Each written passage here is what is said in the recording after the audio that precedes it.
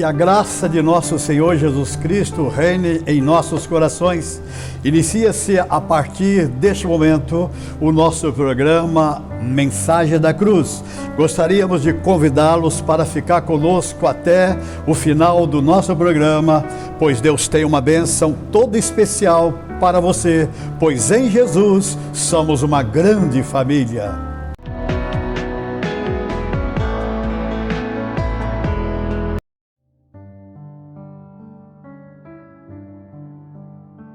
Que a paz que excede todo o entendimento, a paz de nosso Senhor e Salvador Jesus Cristo, possa repousar sobre cada telespectador do programa Mensagem da Cruz. Hoje eu quero compartilhar com vocês uma mensagem da Palavra de Deus, baseada no Evangelho segundo Lucas, no capítulo 23, os versículos 33 e 34, onde diz: Quando chegaram ao lugar chamado Caveira, ali crucificaram Jesus, e com ele os dois criminosos, um à sua direita e outro à esquerda. Jesus disse: Pai, perdoa-lhes, pois não sabem o que fazem. Repartindo as roupas dele, sortearam-nas. Cristo, segundo o texto sagrado, ele está crucificado em um lugar chamado Caveira. Ele não está ali porque Judas Iscariotes o traiu. Ele não está ali porque o Sinédrio o perseguiu, nem muito menos porque Pôncio Pilatos lavou as suas mãos, tendo consciência de que ele era inocente. Mas ele está ali, no lugar chamado Caveira, crucificado para cumprir um plano divino de redenção do ser humano. O apóstolo Paulo, escrevendo a sua primeira carta aos Coríntios, no capítulo 15 e o verso de número 3, ele diz que Cristo morreu pelos nossos pecados, segundo as Escrituras. Ele não foi um mártir, ele morreu voluntariamente, entregando a sua vida por nós. O seu sacrifício foi um sacrifício substitutivo, isto é, ele morreu em meu e em seu lugar. Segundo, o seu sacrifício foi um sacrifício propiciatório. Isto é, Deus não poderia apenas pegar os nossos pecados e lançar para debaixo do tapete. A justiça de Deus e a santidade de Deus requeria que o pecado fosse castigado. Então Deus, o Pai, imputa no seu próprio Filho o meu e o seu pecado. E a justiça de Deus, o juízo de Deus, que deveria recair sobre nós, recai na vida do seu próprio Filho. Então Deus agora, ele pode nos perdoar. Deus agora pode nos redimir. E a sua justiça e a sua santidade permanecem imaculadas. O mesmo apóstolo Paulo, escrevendo na sua segunda carta aos Coríntios, no capítulo 5 e o verso 21, ele diz: aquele que não conheceu o pecado se fez pecado por nós, para que nós fôssemos feito justiça de Deus. Cristo estava ali pendurado na cruz. Ele não conheceu o pecado, mas ele se fez pecado por nós, para que nós fôssemos justificados diante de Deus. E o texto que Paulo diz, ele diz que ele foi morto pelos nossos pecados, segundo as Escrituras. 700 anos antes de Jesus nascer, o profeta Isaías diz, no capítulo 53 e o verso 5, que ele foi moído pelas nossas transgressões, ferido pelas nossas iniquidades. O castigo que nos traz a paz estava sobre ele, e sobre as suas pisaduras nós fomos sarados. Naquele dia terrível, o texto sagrado nos diz que ele foi crucificado entre dois malfeitores. Um daqueles malfeitores, no último suspiro da sua vida, ele teve a oportunidade de se reconciliar com Deus, de pedir perdão ao Senhor, mas ele permaneceu com seu coração duro, ele permaneceu impenitente. Então ele perdeu a oportunidade de pedir perdão ao Senhor. Jesus estava ali do seu lado, mas as palavras que ele escolheu foram: se tu és o Cristo, desce da cruz, salva-te a ti mesmo e a nós também. Então ele perdeu a sua oportunidade de redenção e salvação. Isto é muito perigoso. Quem sabe eu falo para pessoas que têm uma Bíblia na sua casa, que tem pais cristãos, alguém que o evangeliza, mas você permanece com o seu coração duro, você permanece sem dar crédito à mensagem da cruz. Isto é perigoso. Então aproveite a oportunidade e se renda e entregue ao Senhor. Mas a Bíblia também diz que havia ali um outro ladrão. E o Evangelho de Mateus e de Marcos nos diz que ambos zombavam de Jesus. Mas chegou certo momento, o verso 34, que Jesus faz uma oração e diz: Pai, perdoa-lhes, pois não sabem o que fazem. Esta oração de Jesus, essas palavras de Jesus entraram no coração daquele homem, porque a Bíblia Sagrada diz que a fé vem pelo ouvir e o ouvir pela palavra de Deus. Esta palavra de Jesus gerou no coração daquele homem que viveu a sua vida toda às margens da sociedade, em uma vida criminosa, gerou nele uma fé chamada fé salvífica. E ele se vira para o Senhor e diz: Senhor, lembra-te de mim quando entrares no teu reino. E a resposta de Jesus foi: em verdade eu te digo que hoje mesmo estarás comigo no paraíso. Nós aprendemos algumas coisas com a vida deste homem. Primeiro, que a salvação não vem pelas obras, porque este homem, toda a sua vida, viveu uma vida distante de Deus, uma vida de pecado, mas no último momento, Jesus o salvou. Então nós aprendemos que a salvação vem pela graça de Deus, pelo favor imerecido de Deus. E a segunda coisa que nós aprendemos, que a salvação não é para amanhã. Jesus disse: em verdade eu te digo que hoje mesmo estarás comigo no paraíso. Quem sabe você está aí no sofá da sua casa, ouvindo, assistindo o programa Mensagem da Cruz. Se você tomar a iniciativa que este homem teve, não importa o seu passado, não importa o mais profundo do poço que você esteja, se você tomar a atitude que este homem tomou, entregando a sua vida ao Senhor, aceitando Ele como seu único e suficiente Salvador, você receberá o perdão dos seus pecados e a salvação da sua alma. Cristo estava na cruz do meio, porque Ele dividiu a raça humana em dois grupos.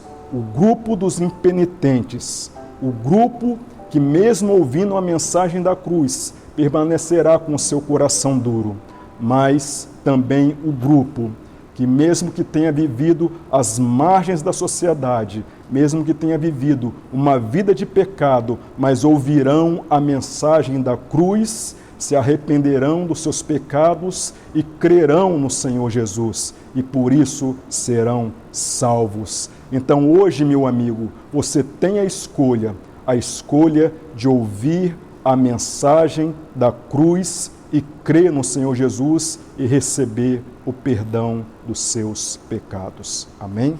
Eu quero orar por você neste momento. Quero orar para que esta palavra venha alcançar o seu coração. Soberano Deus, Criador de todas as coisas, Criador dos céus e da terra, acabamos, ó Deus, de ministrar a Tua palavra.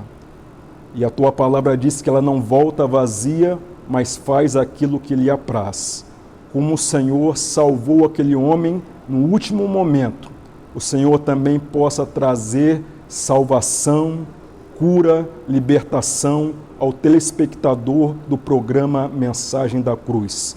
Que todas as suas bênçãos sejam derramadas para aqueles que abrirão seus corações e receberão de Ti a paz e a vida eterna. Assim nós clamamos a Ti, em nome de Jesus Cristo. Amém.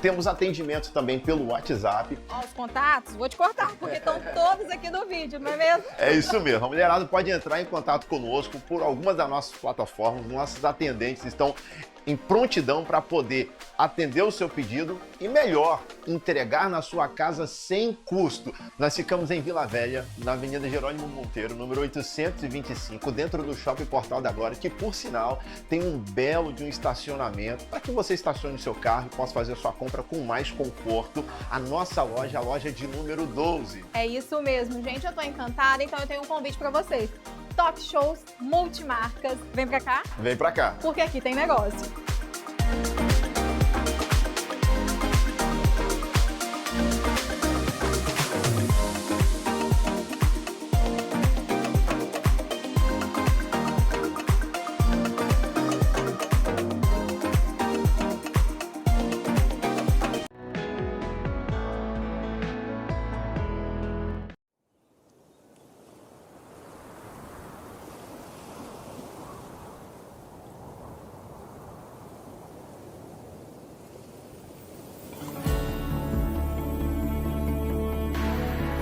Não tem como comparar esse Deus. Não.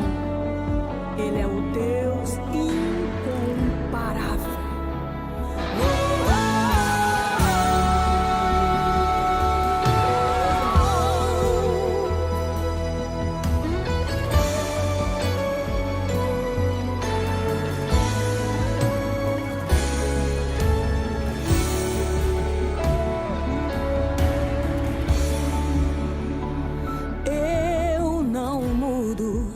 Não mudei nem mudarei.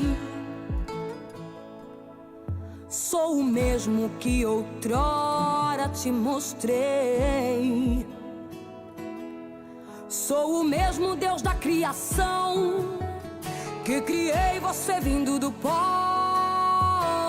Ainda sou o mesmo Deus de Abraão, Isaque e Jacó. Sou aquele que chama as estrelas pelo nome, que formei os firmamentos das geleiras e dos montes, os ferrolhos e portas no mar. Fiz o caminho pra chuva molhar, sem qualquer segredo que o homem tem, sem ele me contar. Sou eterno e ninguém pode me matar. O universo diante de mim se esconde. Ninguém é semelhante como eu, incomparável é o meu nome. Incomparável, impossibilidades para mim não tem. O tempo para mim é como vai e vem, pois visito o passado mesmo estando no presente e vejo também o futuro. Sei de tudo que ainda irá acontecer. Eu conheço a sua vida, conheço você. Se você não me conhece, deixa eu me apresentar pra você conhecer. Eu sou insondável, inabalável, inescrutável, inevitável. Sou invencível, sou infalível, imprescindível. Eu sou incrível. Sou quem abato, sou quem levanto, sou quem trabalho, sou eu quem mando. Sou imparável, sou imutável, sou poderoso, eu sou o Deus incomparável.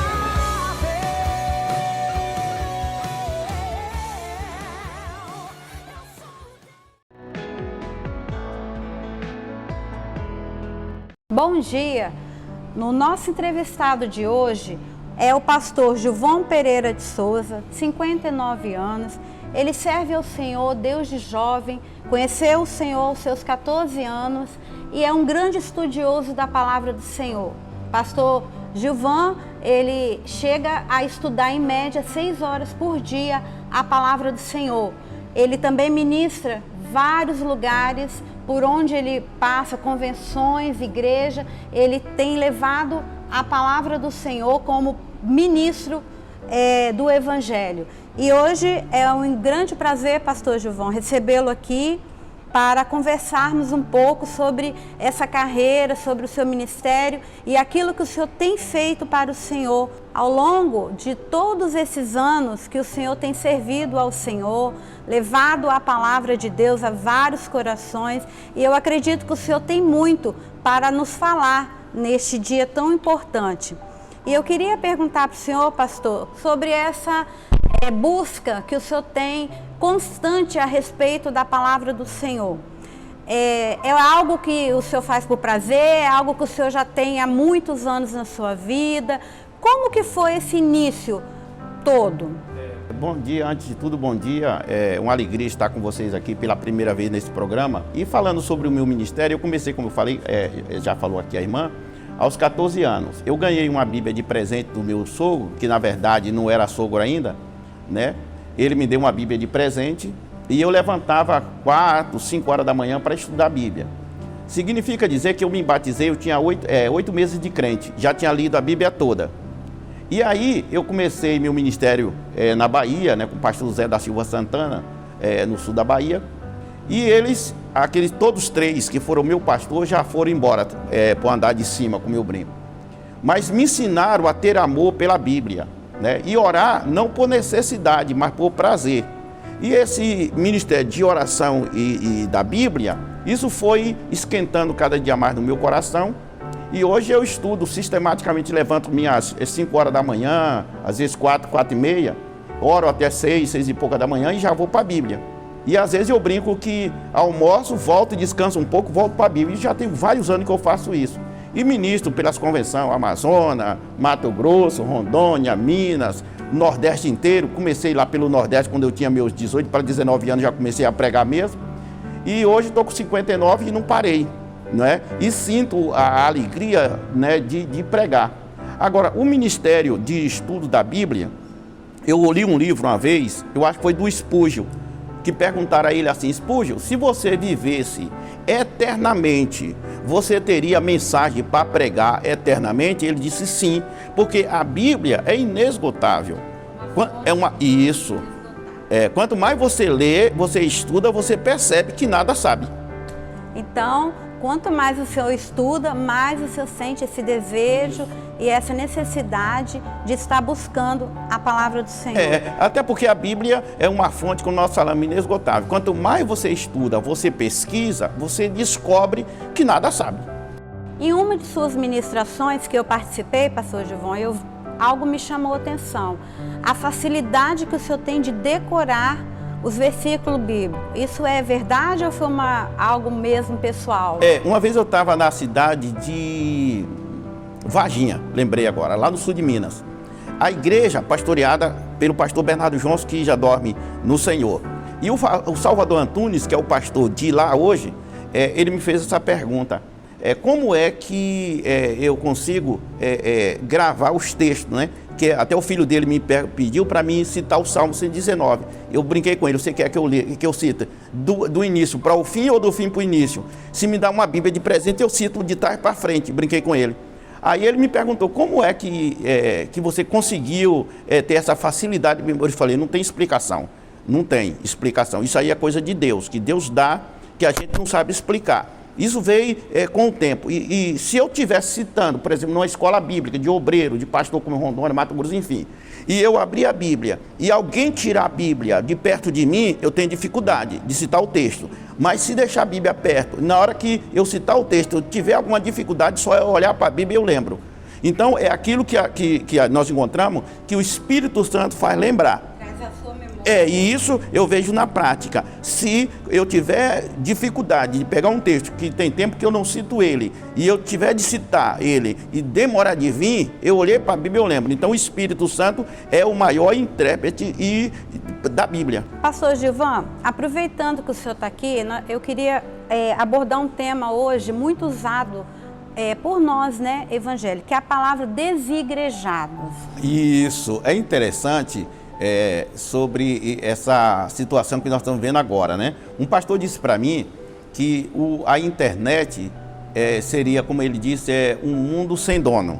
Você entra na internet, você vê lá gente oferecendo carteirinha de membro, dando a ceia pela internet, e aí o povo ficou desse negócio: não preciso de igreja, né? Eu posso ser igreja na minha casa, até porque eu vejo muito dizer o seguinte: igreja não a igreja não é a que vai, é que é. Agora, se você não a igreja não é a que vai, é a que é o nosso caso, mas ninguém pode ser igreja sem ir. Sem frequentar, sem estar ligado a um corpo. Sem estar ligado ao corpo, você entendeu? E qual é o conselho que o senhor pode deixar hoje para as pessoas que estão vivendo esse momento? Né, de achar, e eu acho, não sei se o senhor concorda comigo, que o fato da pandemia trouxe isso mais em evidência, né, que acabou que em algum momento houve toda aquela questão online e hoje as pessoas se acostumaram a isso. E o que o senhor fala para nós enquanto igreja, como ministro do Senhor?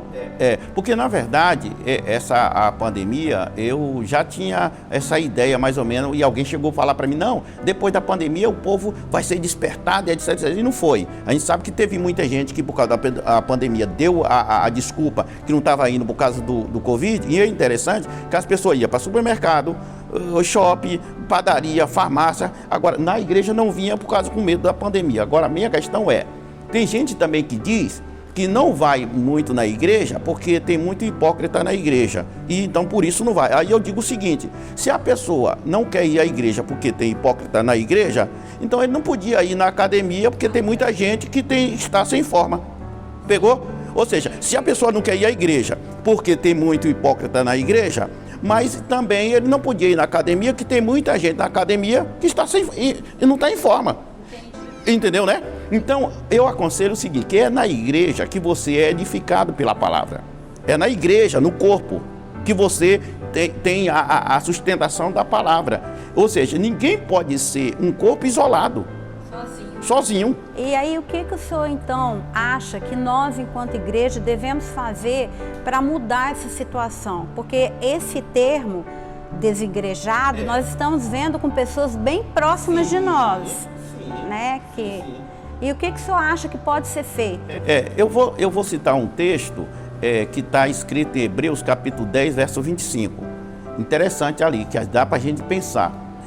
Não deixai a vossa congregação como é costume de alguns. O escritor aos Hebreus, quando ele cita esse texto, capítulo 10, 25, para não deixar a congregação, algumas pessoas interpretam esse texto errado. Diz que não é a congregação local, não, que Paulo está falando de outra coisa. Mas aquilo ali, Paulo escreve, o escritor aos Hebreus, que a gente não sabe se foi Paulo, mas quando ele escreve aquela carta, ele está escrevendo para os crentes que estava deixando a comunidade, porque os judeus estavam se convertendo do judaísmo ao cristianismo, e o sistema de governo começou a perseguir os cristãos da época.